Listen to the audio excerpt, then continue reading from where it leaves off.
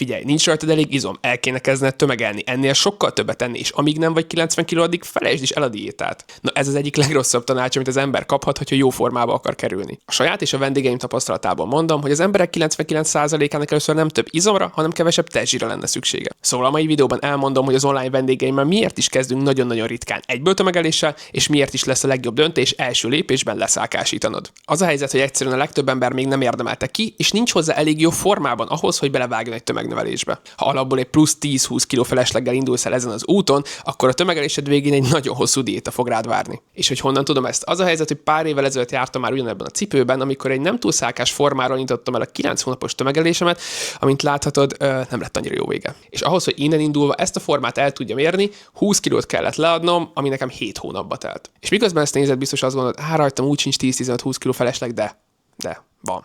Lehet még több is. Ami a fejedben van szám, azt nyugodtan szorozd be legalább 2-vel. Jó esetben elég 2-vel.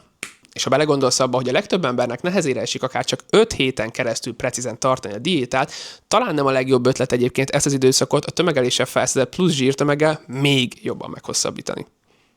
Ha szeretnéd megkapni a személyre szabott kalóriákat, makrókat, edzésterveket, meal prep útmutatót és minden egyéb segítséget ahhoz, hogy akár már holnap elkezd a szálkásításodat, akkor töltsd le a bióban található linken a 4 hetes ingyenes programomat. A másik legnagyobb probléma az, hogy a terembe járóknak a javarésze nem tud edzeni. És ezt nem kell nekem bemondása elhinned, legközelebb, amikor lemész a terembe, nyugodtan nézd csak körül. Nézd meg, hogy ugyanazok az emberek ugyanúgy néznek ki, mint 5 évvel ezelőtt. Ugyanazokat a súlyokat mozgatják, mint 5 évvel ezelőtt, és az idő múlásától eltekintve igazából semmi más nem változott. És ezzel az a kurva egy probléma, hogyha nulladik lépésként nincs megfelelő intenzitás, jó mozgástartomány, kontrollált tempó és a határok feszegetése a sorozatokban, akkor egyszerűen nem fogod tudni megadni azt az ingert az izmoknak, ami miatt növekednének. És ebben az esetben, ha ez a nulladik lépés hiányzik, akkor teljesen mindegy, hogy neked egyébként a világ legprecízebben kiszámolt gramra pontos tömegelős étrendje van, mert önmagában ez lófasz nem fog érni. A pluszkajától elindul egy kicsit felfel a testről, lehet egy kicsit nagyobbnak is látod a karodat, viszont normális edzés nélkül biztos lehetsz benne, hogy ez csak plusz zsír és víz. Szóval a diéta erre is tökéletes, hogy elkezd edzésnaplót vezetni, javítsd a technikát és megtanulj tényleg keményen edzeni, így amikor meg lesz a szálkás forma, akkor minden adott lesz ahhoz, hogy utána elkezd izomtömeget építeni. Ugyanezt csináltuk Robival is, aki a szálkásítás alatt 15 kilót dobott le,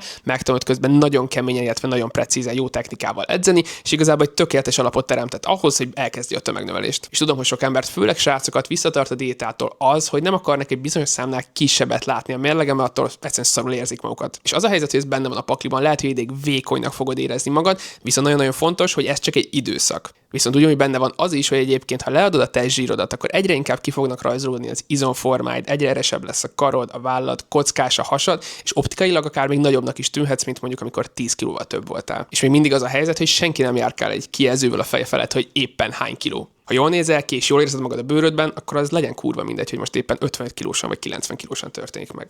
De ha engem kérdezel, és muszáj kettő lehetőség közül választom, akkor inkább leszek csak 68 kiló, mint ezen a képen, mint sem az, hogy elmondhassam magamról, hogy 87 kiló vagyok, csak közben kibaszott dagat és kalácsképen van.